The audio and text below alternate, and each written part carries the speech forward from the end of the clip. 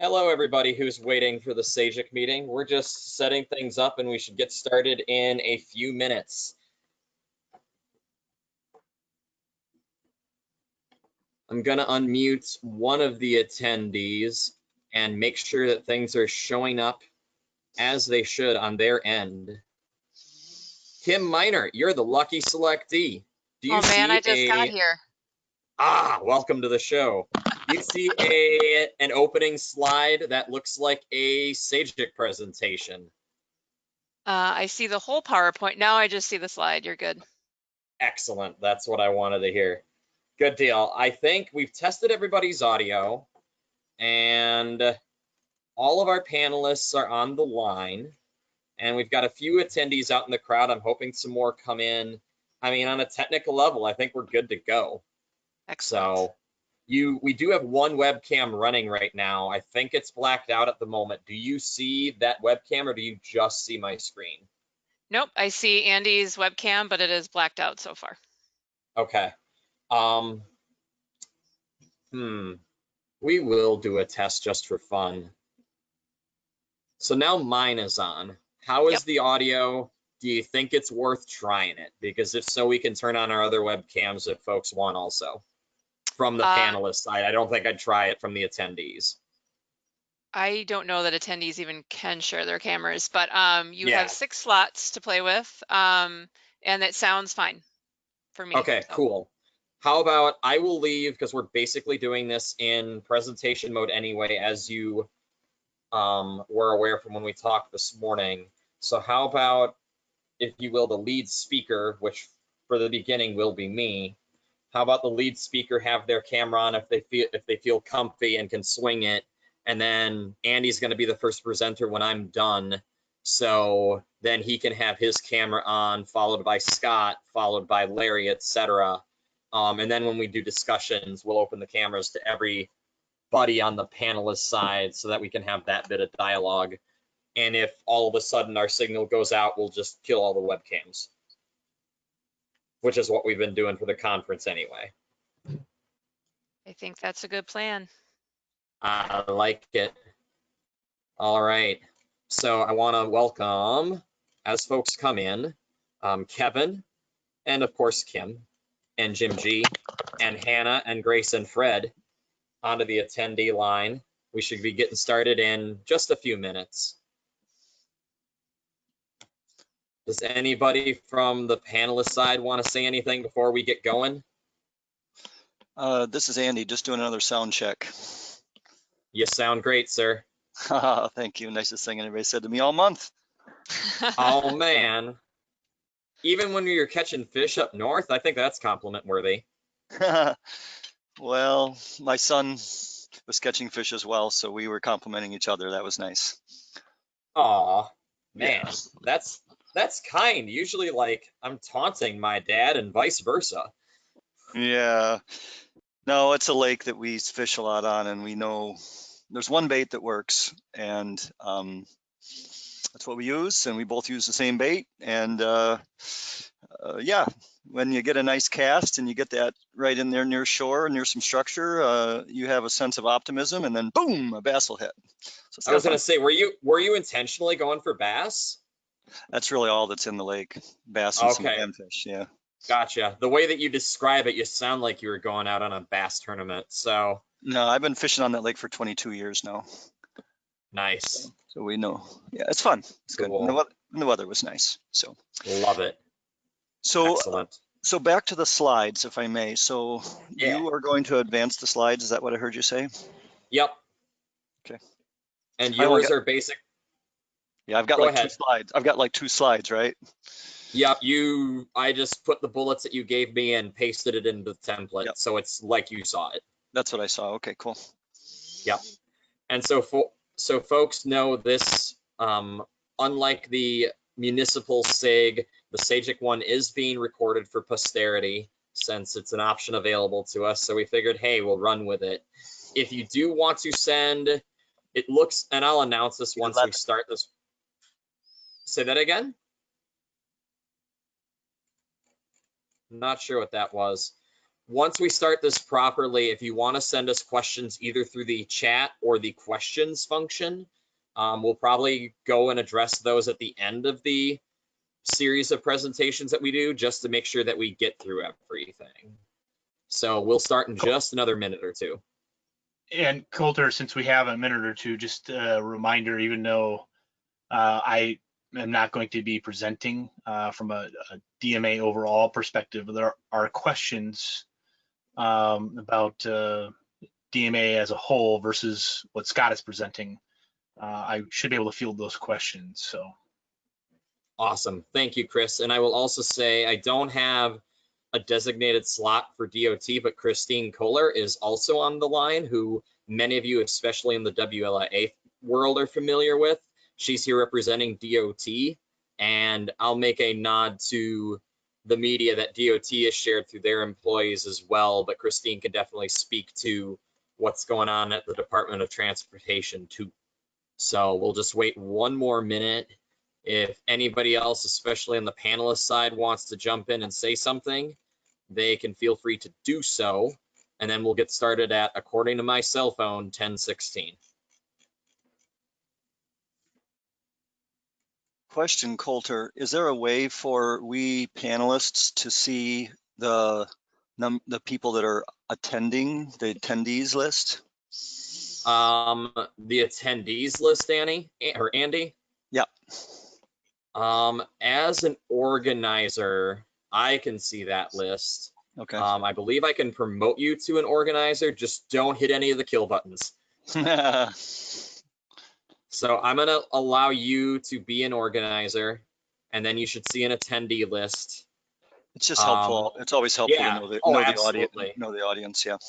Absolutely. Chris, Christine, Larry, Scott, do you all want to see that as well? Sure, why not? Okay. sure. I will throw the switches and make you all co-organizers.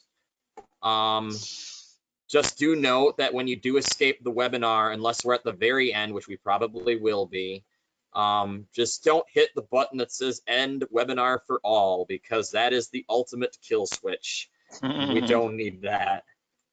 So as soon as I get the rest of these activated, which I think I'm down to one, we will go ahead and start the presentation or the SIG meeting. SAGIC's first SIG meeting. It's kind of exciting. All right, so it's 10:17. We've got folks on the line. Welcome to this lovely WLIA Virtual Spring Regional SIG Day. This is the second of the two SIGs. First, of course, we had the Municipal GIS Users Group. Later, we will have the Wisconsin Women in GIS Group. And here in the middle, in the heart of it all, is the State Agency Geographic or Geospatial Information Committee, aka SAGIC SIG. This is our first time doing this, so we're going to see how this goes. We're going to focus on state agency response to the COVID-19 crisis, which of course is new for everybody, but working in this kind of hub that is state government, it's given us an opportunity to build on some collaborative practices across state agencies and really explore some uncharted waters as far as doing work as state agencies in and using GIS. Hey, Andy, when you get a sec, is it possible to mute the mic until you present? Say it again. I said, could you mute the mic until you present? I'm very sorry. That's okay. It happens. I do want to give a quick shout out to the folks who are on the line. There are 18 of you all out there, and I think there's about 5 to 7 of us here on the panelist side. So Ann Barrett, I think you're out there. Fred Yowsley, Grace White, Hannah Bubach, if I pronounced that correctly. Sorry if I didn't. Jackie Siebert, Jennifer Borlick, Jim G, Kathleen Bach, Kevin Kiesau, Kim Meinert, Kirk, Lisa Herman, Mike Sadison, Nina Reen, Shelley Whitty, Tiffany Novinska, Zach Robinson, and Zach Nenow. Thank you all for attending. I'm also going to go ahead and quickly recognize our presenters as well, and I'm going to use that jumping into our next slide. SAGIC takes on COVID. All right. So for state agency participation in our COVID response, I'm going to introduce agencies and individuals simultaneously. As I've often talked about the COVID response here in state government, the way I've broken it down is kind of a first line, a second line, and a third line of our state agencies playing distinct roles in the COVID response. And much like what we've talked about, not just in government and not just as GISers, but really public life in general, society in general, you have your line of first line responders and first line citizens across the country, and in this case, in state government, responding to COVID-19.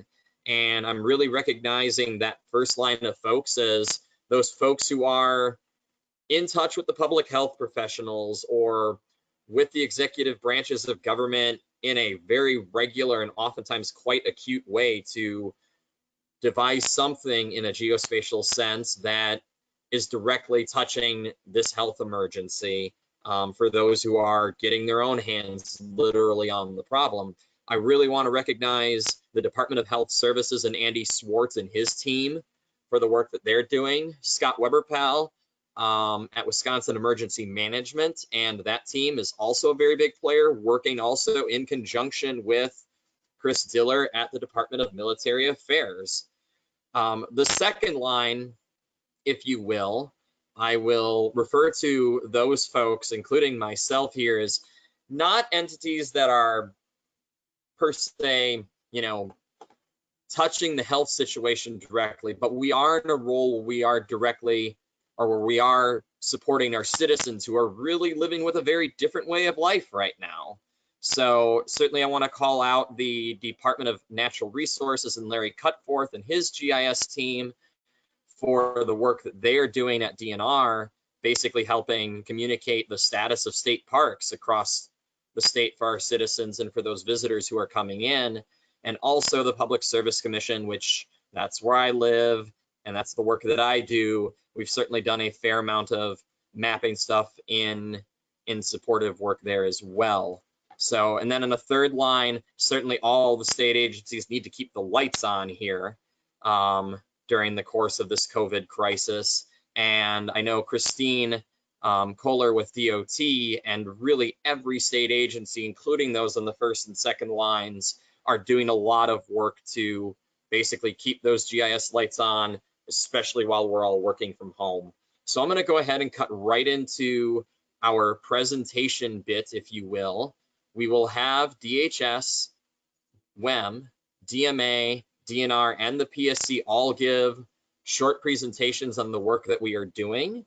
And after that, we'll follow that up with a discussion and Q&A session. Certainly, if you are interested in throwing ideas and brainstorming with us, we'd love to hear it. And at this point, I'm going to go ahead and jump into Andy's first slides. And Andy, by all means, let me know when it's time to change slides. I'm turning my web camera off, and it looks like you're ready to go. So take it away.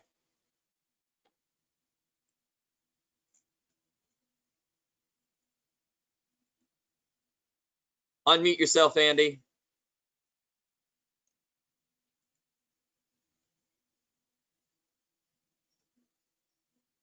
Unmute it.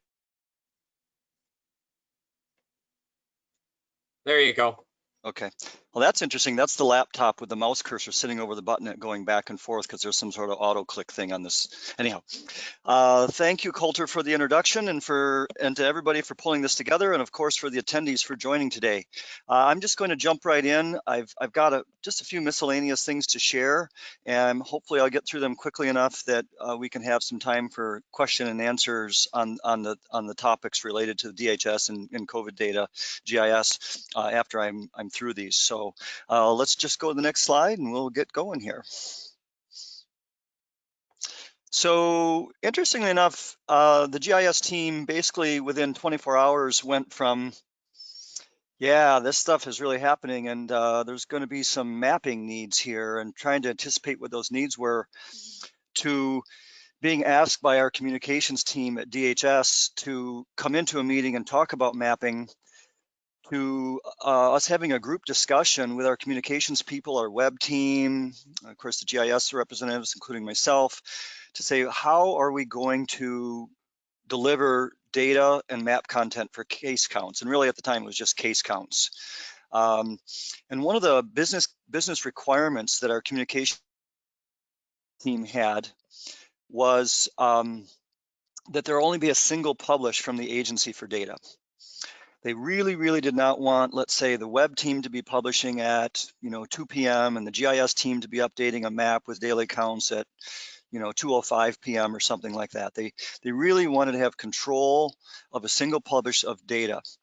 So we talked about how we might do that, and one of the ideas was Tableau, which has been growing in state government for those who aren't really familiar with it, and DHS is one of the agencies that's probably not one of the first adopters, but it's been coming along with Tableau capabilities. Tableau is really strong in maps and charts and graphs and visualizations, but not awesome at maps. I mean, it can do basic maps, but it's really not a GIS tool per se. And let's see here. So, but it really seemed like Tableau might not be ready to do this, and we didn't have a mechanism to do a single publish of everything through Tableau at the time. So we in the GIS team said, well, we can actually put this in our spatial enterprise environment and populate not only our maps dynamically, of course you all know how that works, but we could also populate charts and graphs or tables as well. And they said, oh, that sounds good, let's do that. So all of a sudden the GIS team was the official caretaker and publisher of the official case counts for the agency to the world. Meanwhile, right away we got on the phone with our server people and talked about server capacity, doubling our RAM, doubling our CPUs, getting all hands on deck for monitoring, because we knew as soon as we went live, we might really get hammered. Talked to Matt Robinson at Esri, talked about where to place the content and some things, and just make sure we had strategies in place. So that happened. Since then, we've been publishing at 1:50 p.m. every single day. So one of my team members every day, 7 days a week since March 15th has published the data outward. And that's been interesting because the hit counts and the utilization of the map services and things have been amazing. So the next topic I'd like to cover real quick is the Open Spatial Data Portal, which DHS had basically in a soft sort of launch, non-launch sort of beta status. In other words, it wasn't officially released, but it was actually alive and available to be consumed if you knew the URL. And the Open Spatial Data Portal, or Hub, was filled with various data sets already, a starter data set, let's say, of nursing homes, hospital locations, hospice facilities, dialysis locations, etc. And I immediately said to leadership, I said, hey, this COVID data, as we start publishing this, the most effective and efficient way to do that is going to be to place these data in the Open Spatial Data Portal. So what we'd like to do is we'd like to get official permission to put the COVID data, the map services, into the Open Spatial Data Portal, and we'd like it to be officially approved. And literally within that afternoon, we got that done. And then we started putting data in the Open Spatial Data Portal. The organization didn't really understand at the time the value, quite honestly, of the Open Spatial Data Portal because they didn't have direct experience with it. And DHS as an agency, as you all would either know or imagine, is quite careful about how it distributes data, what data are distributed, security, data access, things like that because of privacy, HIPAA, etc. So we have a culture of being very, very careful about data. So the whole concept of open data is not something that is, open as in readily available for, a la carte consumption by whoever wants to take it. That's a paradigm shift within DHS, quite frankly. And I've been working on this for a few years, getting a little bit of culture shift. But now that everyone's seeing that we've got a few data sets in the Open Spatial Data Portal related to COVID, created a COVID category, et cetera, the URL's right here on the screen. Everyone's like, they get it. They totally get it. So it's very exciting that aside from all of the extensive amount of work, the you know, the challenges we're all facing with a global pandemic, that it really highlighted the value of an open data mechanism like the open data portal from Esri that we're now using. So that was, I guess, a positive or a success. Coulter, how am I doing on time?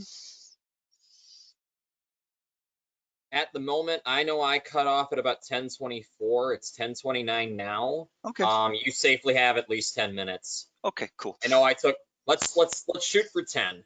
All right, we'll shoot for 10. I'll cede some of my time to you.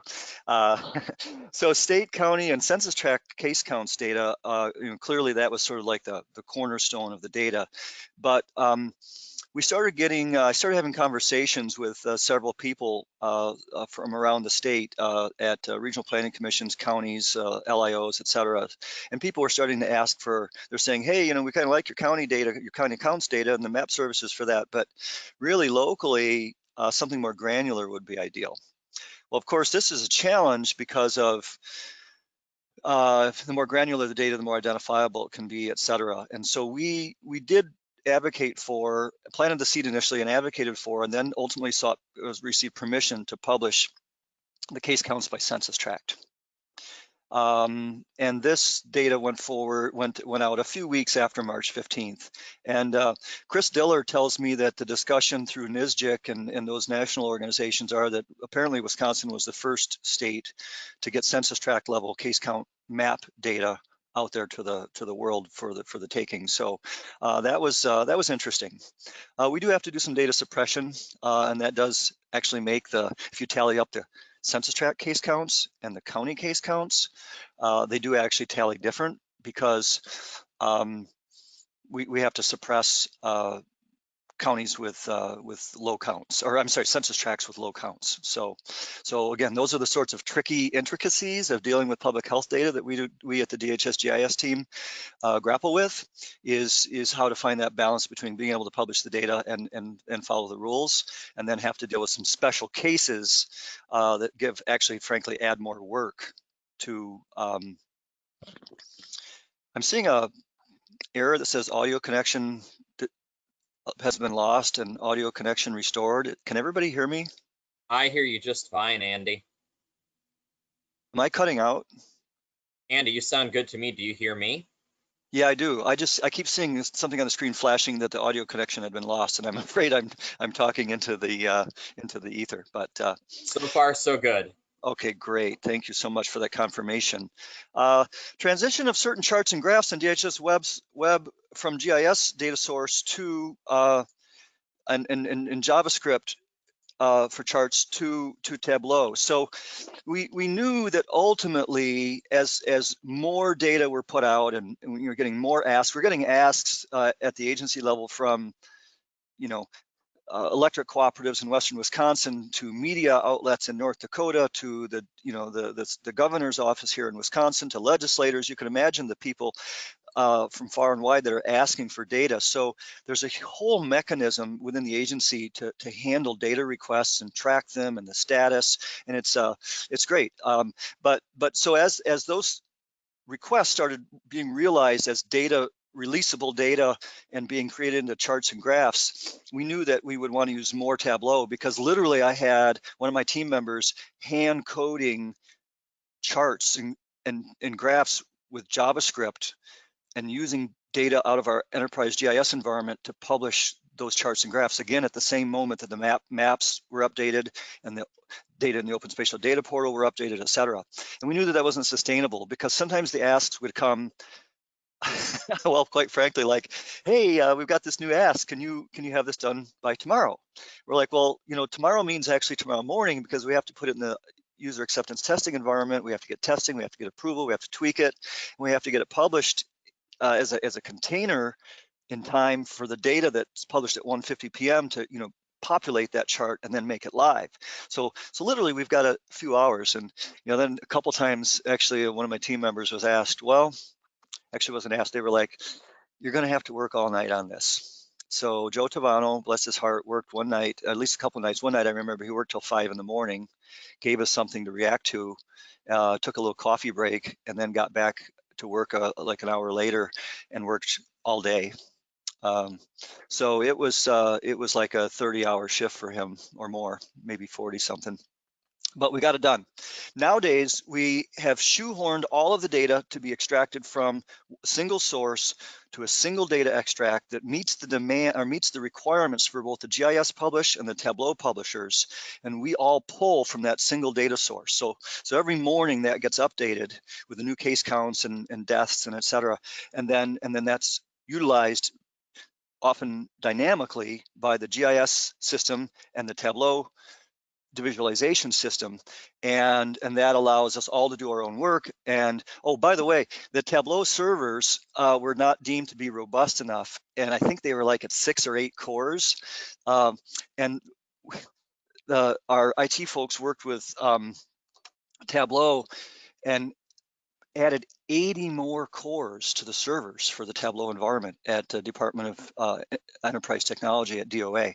So it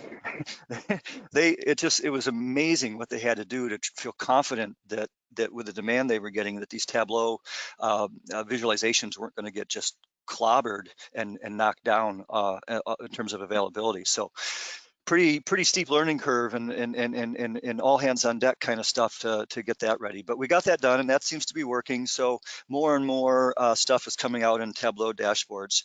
Some of the maps are being done in Tableau, and just between you and me, they're not maybe quite as good as they would be if we were doing them with GIS. But the fact of the matter is they're what we're finding is that there's only 3 of us on the GIS team, plus some surge capacity. And this is a good time for me to recognize that I was able to bring in, to keep our lights on and our data being updated. Nursing home locations, dialysis centers are example, very important. A lot of COVID intensive care patients, when they get discharged, they need outpatient dialysis because the drugs they get are very hard on the kidneys, for example. So keeping the dialysis center locations updated, we were able to bring in 3 people. And I had a lot of state agencies, and SAGIC facilitated this, and SAGIC leadership, very grateful for it. A lot of state agencies volunteered to share some staff with us. So we actually have 3 people, one from Larry Cutforth's team.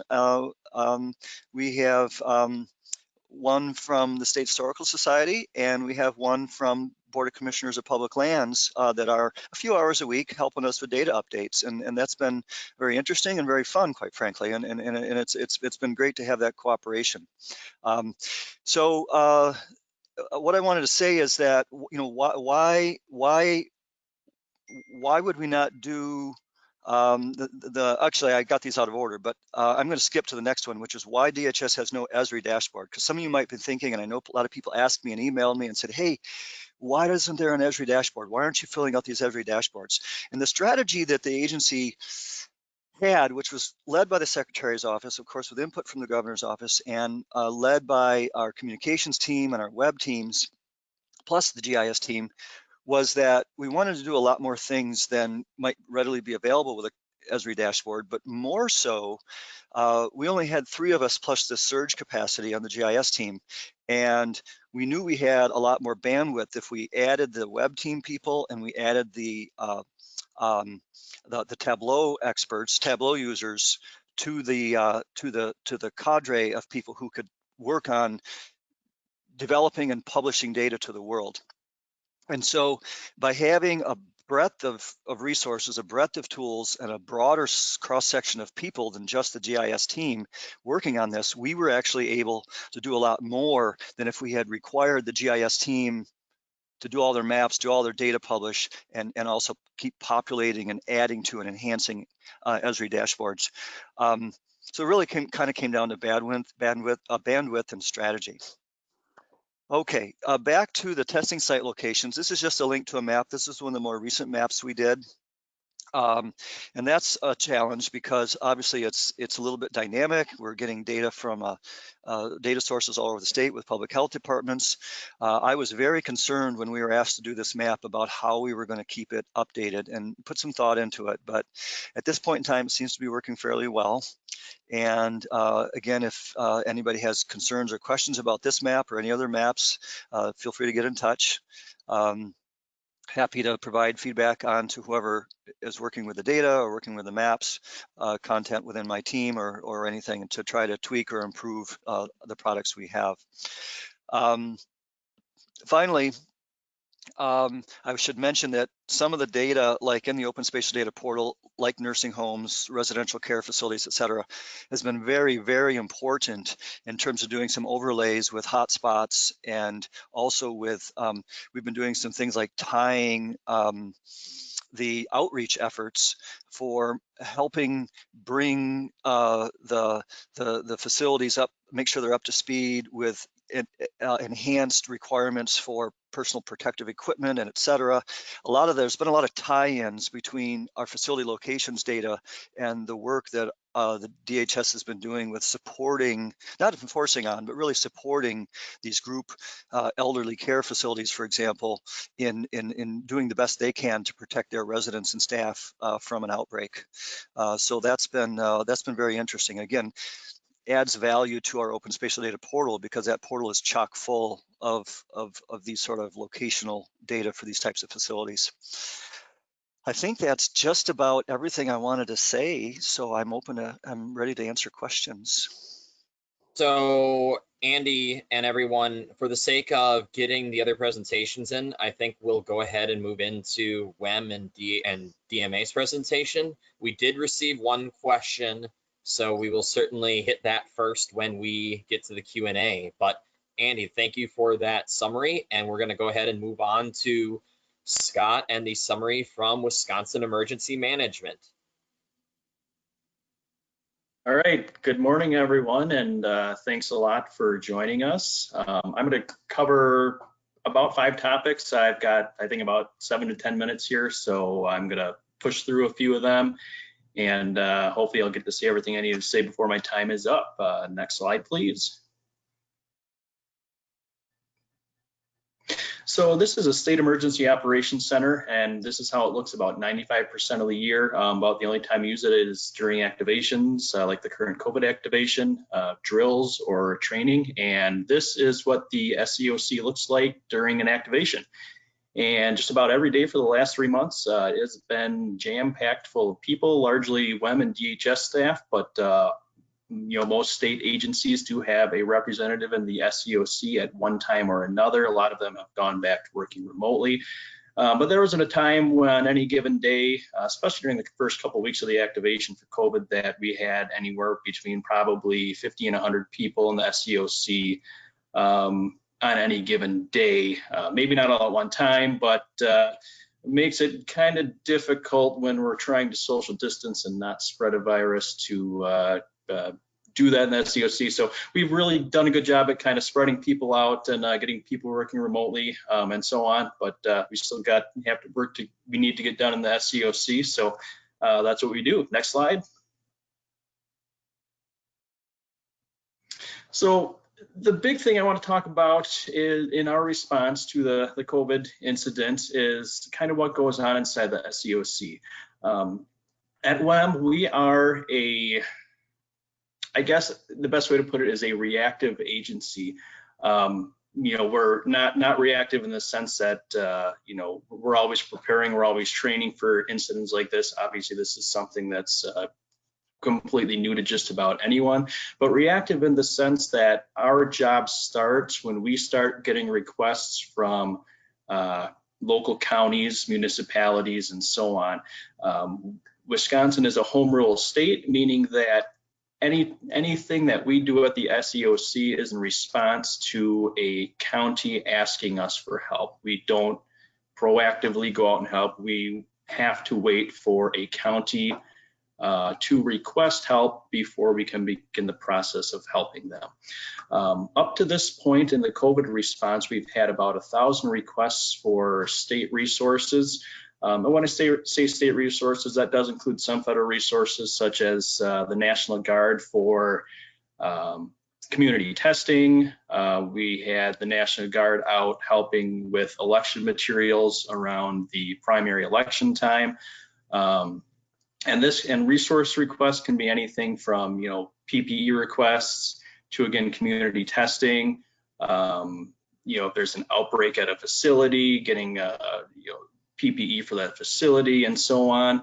And again, the requests flow from the local end to the state. So any nursing homes or municipalities that need help, They'll generally coordinate with their county EM. The county EM then reaches out to the regional EM or the state, and we get the ball rolling with the resource requests. And all the resource requests, they come into the SEOC, they're looked at by staff. We determine, do they have all the information that we need? Do we need more information? Then they are sent to the proper person who's going to take care of that, and then we find the best way to activate the resources needed for that particular request. Next slide, please.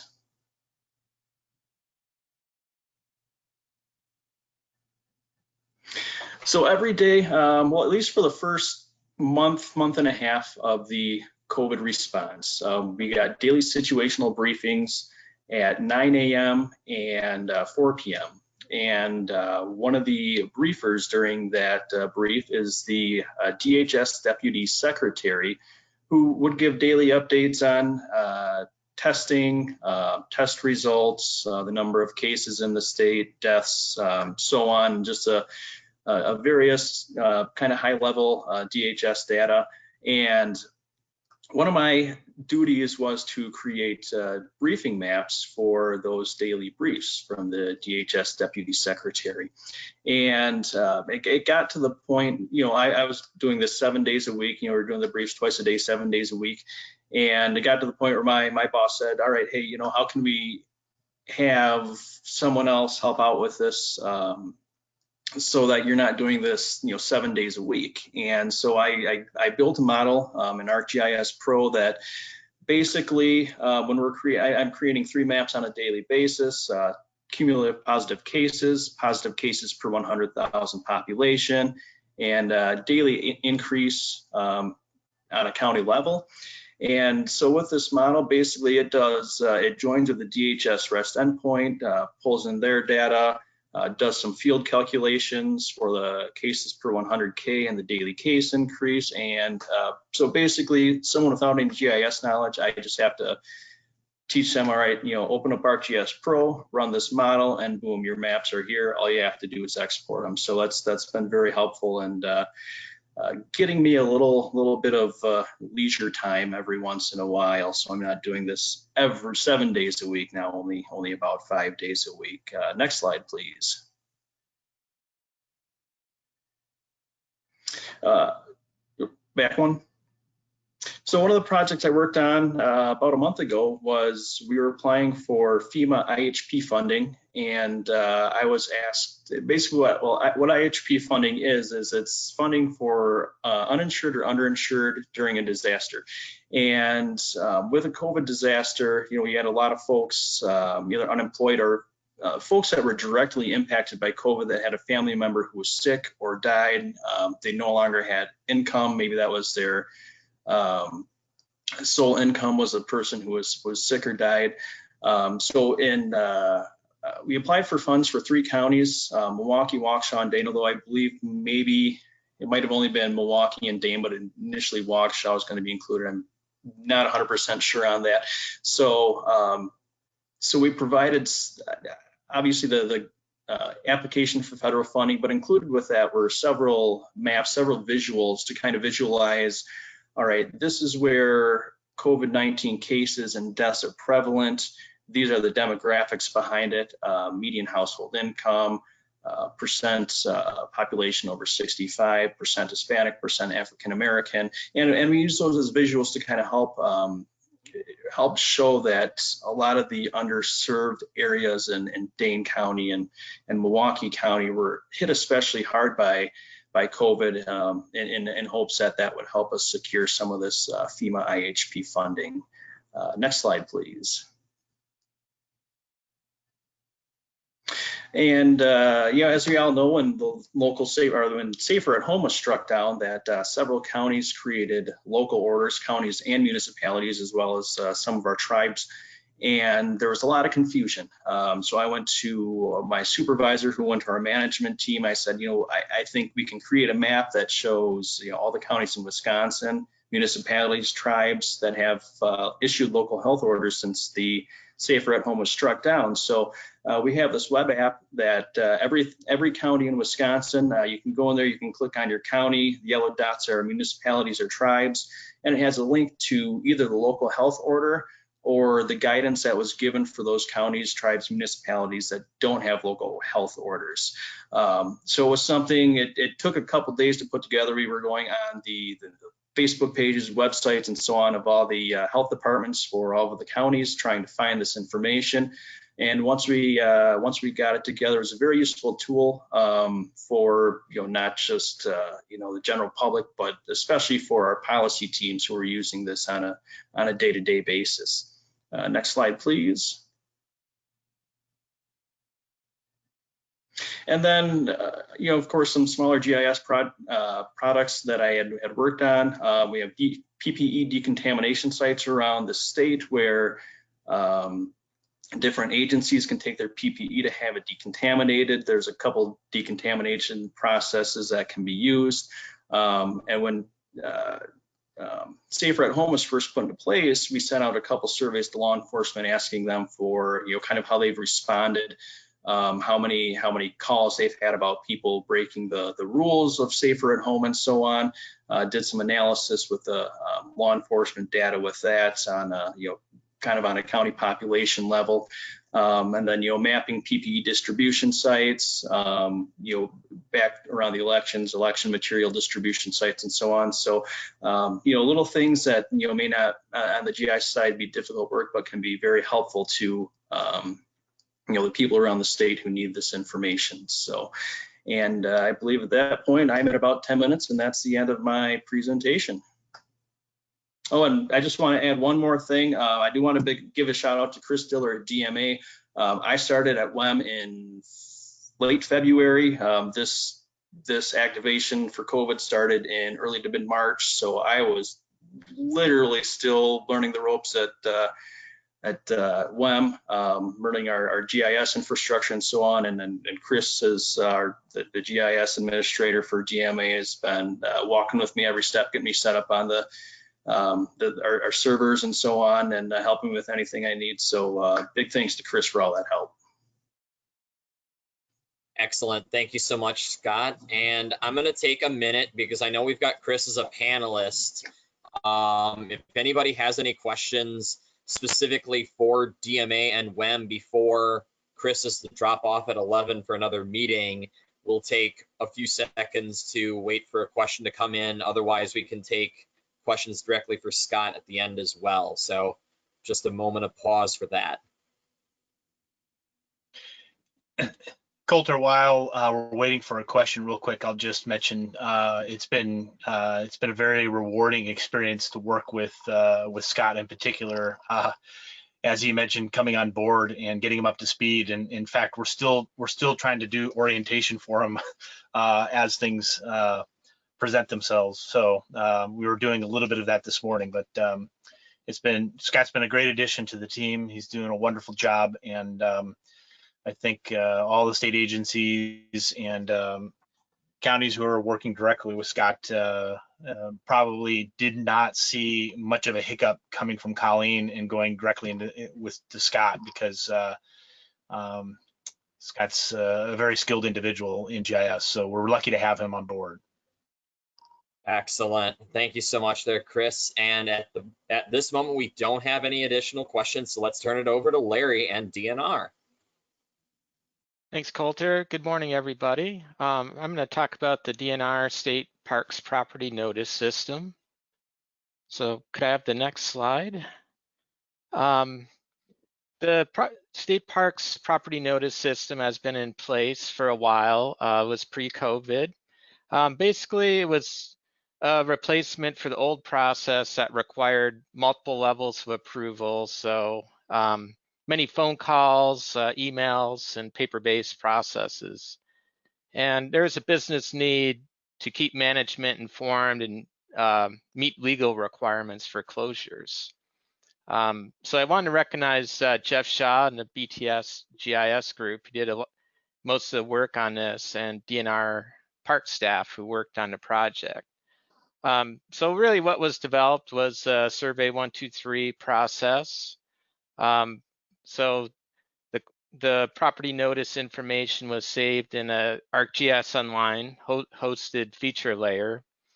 And that was used for a couple of maps, including the Find a Park map, which is shown in the slide. And there's another map of all notices.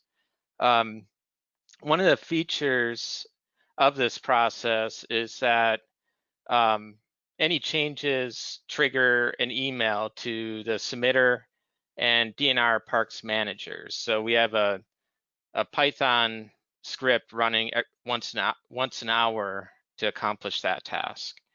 On the individual park web pages, the park notices, which are displayed in the page banner, are also updated from this information. So there are some really great linkages to this information. So I think in the future, we're looking to enhance the process using webhooks for immediate email notification, connecting it with Gov delivery notification to public at large, and kind of add more information about the details of park conditions. So those could be advisory conditions. It could take into account, say, trail conditions on our public trails. And overall, we want to incorporate more staff into the process over time. Next slide. We have this internal dashboard built with operations dashboard that's used by park staff for monitoring these statuses and also inputting any edits. Next slide. So I think that's it for me. Some additional info there about state parks. State park campgrounds open June 10th. Thank you. Thank you very much, Larry. So running a bit ahead of schedule, so I'm gonna try to promise myself to not ramble too much in the PSC presentation, and that'll hopefully give time for Christine to chat a bit and for some follow-up with everybody. So I've got the Public Service Commission of Wisconsin's little spiel in response to COVID. So we've had a couple of projects of note along with our normal keeping the lights on and such. So I'm going to go ahead and call those out.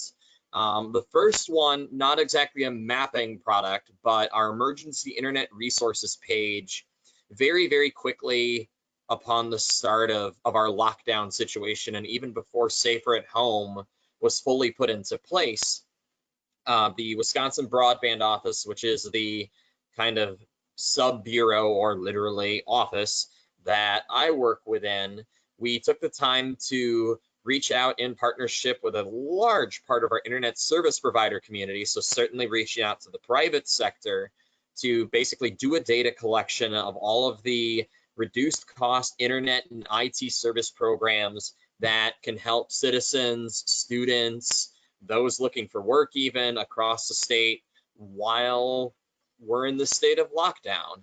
And really the strongest mapping component of this was taking advantage of the resources that we already have available through the Wisconsin broadband map to provide at least a quick glance, kind of highlight provider by provider and effectively area by area for consumers across the state to be able to see, to use this screen cap as an example, that 24/7 Telecom and West Wisconsin, which is really a partnered up localized internet provider up by Menominee, basically that they provide service in Dunn County and the immediate surrounding area. If you scroll through this web page, you'll see this for, I think, at least a couple dozen internet service providers throughout the state. So it's been wonderful being able to continue on top of our broadband coverage data collection that we already do to be able to enhance our partnership with the provider community. We don't do a ton of web analytics tracking within the Public Service Commission, not as much as I think some of us would like to see working within the bounds of our content management system, but we did see that this particular web page in the first 8 days of being launched received 10,000 hits, which for Public Service Commission standards is a whole lot of web traffic, and that's quite exciting to see, and with the idea, of course, and the hope that it's impactful for citizens across the state. To get a little more into the mapping weeds, and some of you certainly in the WLIA community are familiar with this, we devised and rolled out in partnership largely with the Department of Public Instruction. Last I checked, Shelley Whitty was out here and she was part of this as well, so I need to tip my hat, literally I suppose, to Shelley and Ed Snow and Bill Herman and folks at the Department of Public Instruction for working with me and our team at the broadband office to develop the public Wi-Fi locations map and public Wi-Fi locations survey tool. So with this partnership, through one of the things that really impressed me, government work often gets stereotyped as something that moves at a glacier's pace. But this particular project went from green light approval to start working on it to ready for launch in 8 days. And it took, I think, another week to go through some of the final finishing hoops. But it was really exciting being able to work with Shelley and Ed and Bill and my team to get the design set up so that we could do a specific public library survey to get the Wi-Fi locations across our public libraries in the state recorded. Same for public schools through a different survey program. And then we at the Public Service Commission launched our own version of the survey. Honestly, they're asking all the same questions, but for organizational purposes, it was easier to keep them apart and manage them separately. But we were able to use those 3 survey tools and networking through WLIA, through local governments, through internet service providers, and so on, to get over 800 Wi-Fi locations recorded on our map to date so far. And I do want to give certainly a shout out, a big shout out of thanks to, if you will, institutional WLIA for letting us advertise this tool and the emergency internet resources tool on the website, and certainly for the wider WLIA community for responding to that and helping lead us to certainly, I mean, on a relatively informal basis, more survey data. So that was a lot of fun to work with throughout. So here's a screen cap look at our survey, which those of you who are familiar with Survey 123, this is, I would describe as some probably early generation tool that Esri or ArcGIS Online had out of the box that I think fits within Survey 123. But up until these last couple of weeks, I hadn't touched Survey 123. So it's been a fun new learning curve to pick up on its own. And I'm excited to see for business needs at the broadband office where we can take that. But the big question I would like to, I think, unpack, not just necessarily here in discussion, but over time, either as a larger group with SAGIC, with WLIA, or in relationship with you all as individual LIOs, land information employees, and so on throughout the state, is how can state and local governments and other entities really work together for well-managed crowdsourcing? I say this in particular with a Public Service Commission business need of, I mean, one of the things we're becoming more acutely aware of here in this COVID and lockdown crisis is, for those of us who are fortunate enough to have good internet at home, working from home it has its annoying quirks. Sometimes our new office mates drive us insane, but we can get our work done for the most part. But if I relate to somebody who's in a lot of rural Wisconsin or back home where I'm going on a 3-day vacation in about 4 hours, the internet's terrible and it's really hard to get work done if you're 12 miles out of town living on the family farm that you've been on forever. Or we can apply this to an inner city affordability situation, or vice versa, where, you know, rural folks can't afford internet service, or folks inside Milwaukee can't get to good service regardless. So what I would like to see the broadband office and certainly the GIS community get to further is building up this ability to better survey ourselves and survey our constituents for whatever business areas we're acutely concerned with. Certainly it fits within COVID, but other examples that I've observed over the last couple of months have been the WLIA Open Business Map, which was kind of a for fun project that I and a couple others worked with back in the spring. Certainly some of the county governments out there, I believe Rock is among them, Bayfield is definitely one. I know Wisconsin Rapids as a city government did this as well. The local government surveying tools, a lot of these for open businesses, but certainly for other resources throughout the state. And of course, I've already mentioned the prospect of future Public Service Commission surveys. I feel like the more that we can work together, both on a technical level to make our surveying process better, and the more that we can work together as far as building up our own networks to get these tools out to the folks that we want responding to them, I think only help our own understanding of kind of the local lay of the land or statewide lay of the land as we're trying to either respond to crises or, you know, serve our citizens, serve our constituents with the programs that we do offer. So that's kind of the big thing I'm, in a positive sense, scratching my head over right now and have been excited to work on over the last couple of months through, you know, kind of a silver lining through COVID, is being able to work on critical geographic questions like that.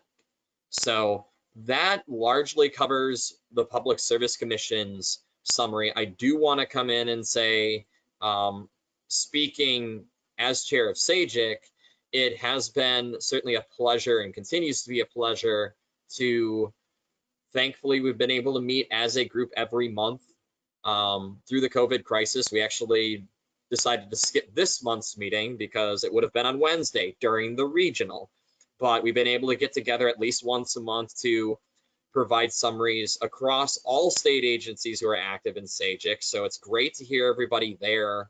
And certainly some of us, including Chris and Scott and Andy, we've been able to touch base on a more frequent basis. And it's been, you know, an honor and a privilege and quite a bit exciting to get to see how this GIS environment's been moving and how we're able to help folks, stakeholders, public health folks, and citizens ultimately to be able to navigate the situation.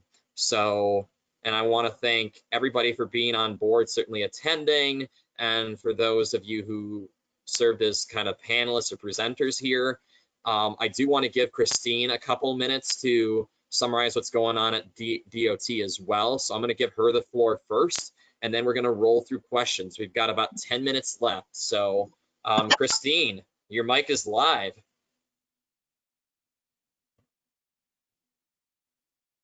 Hey, good morning. I'm going to try to come in here. All right, I don't have a presentation prepared or slides or anything. We have some quarantine here going on. Can you all hear me okay? Computer audio. Yep. Okay.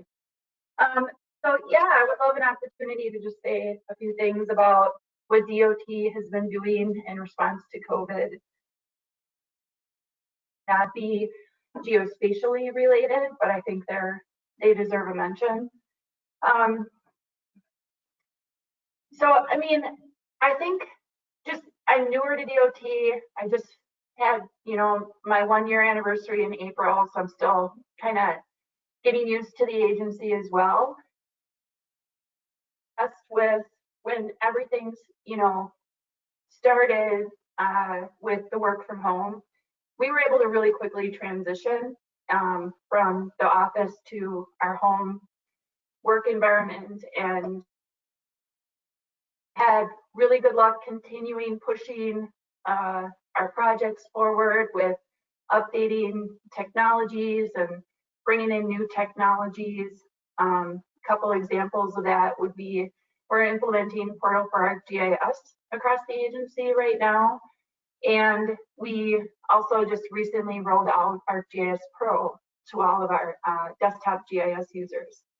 You know, so being able to do that has from home has been challenging, but we've also been able to push forward with it pretty successfully.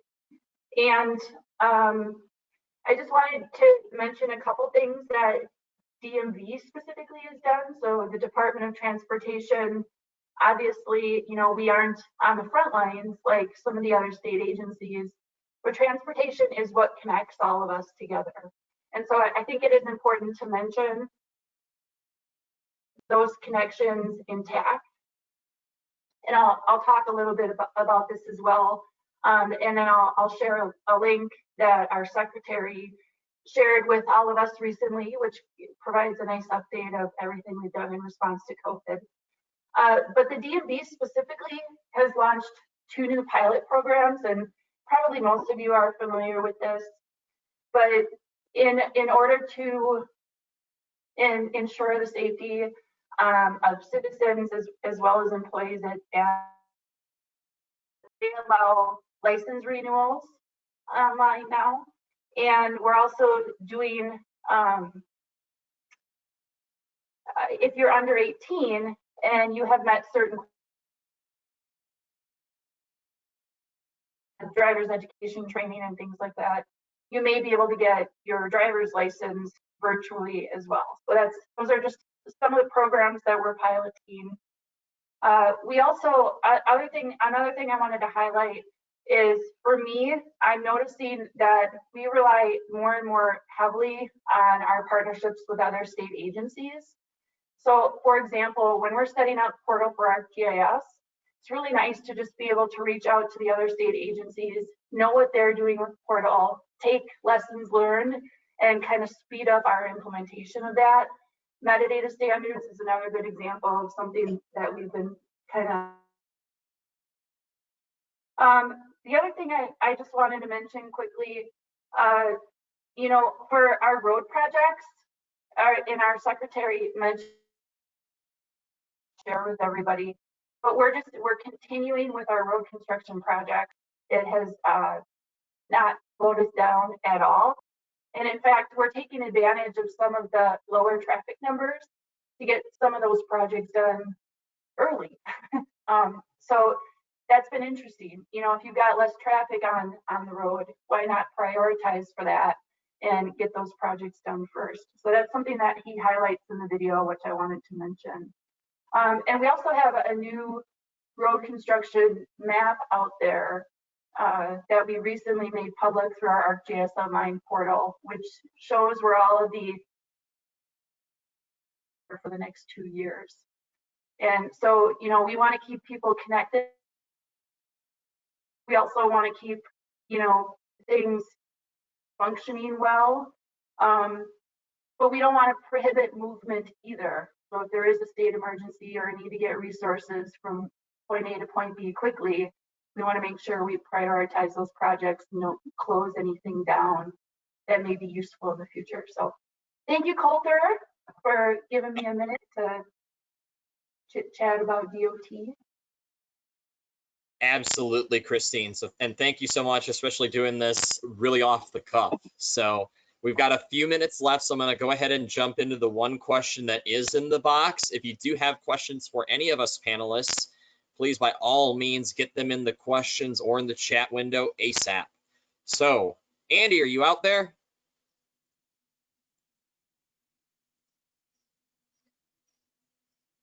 Well, if Andy can get back on the line, this question is for him. Hannah asks, do you know if this is the data that the City of Milwaukee Health Department gets? We have been having to make maps daily for the older people, but are just sent Excel spreadsheets to geocode. Quite frankly, I don't know the flow of the data through the system to you, but I do know that the data that we have is already geocoded down to the census tract level. And I think that it would be more efficient to pull that data. It is updated daily at 1:50 p.m., 7 days a week. So feel free to reach out to me and we can give you a little assistance if needed to make sure that you're using the best data in the most convenient and efficient manner. Excellent. Thank you, Andy. So I'm begging for more questions. It's 11:13, so we've got 2 minutes left, so we don't have a ton of time. Checking my box just one more time. Doop-a-doo. Here's another question, also from Hannah. Can a link to DHS's REST endpoint be sent?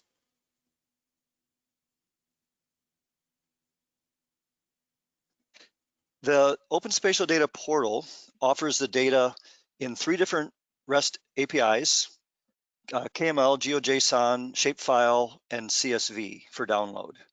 So I would suggest visiting that site and seeing if you can't, press F12 if you want on any of the data and any of the maps we have also, but you should be able to just use those APIs. If you want the core server page with the rest, I can share that URL with you. But like I said, I'd encourage you just to visit the Open Spatial Data Portal, as that should meet your needs. And that's data.dhsgis.wi.gov. And then there's a COVID-19 category amongst the other categories for data there. So hopefully, Hannah, that helps. Excellent. So I've also just pulled up the last slide that has all of our contact information as well. And Jen Borlick reminds me that we need to start logging on to the Women in GIS SIG in just a couple of minutes. So we're going to call this last call here.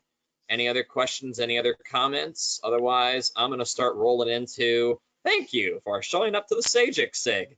I think it's been fun, certainly from my side, to be able to get the group here to share a bit of our story of what we're doing on our end of the GIS and COVID situation. And certainly feel free to email us, call us, look us up, send a passenger pigeon, and let's communicate more on this so that we can do more down the road.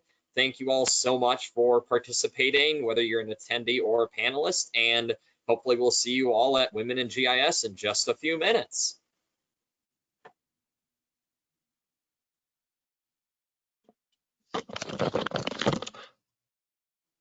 Good work, folks.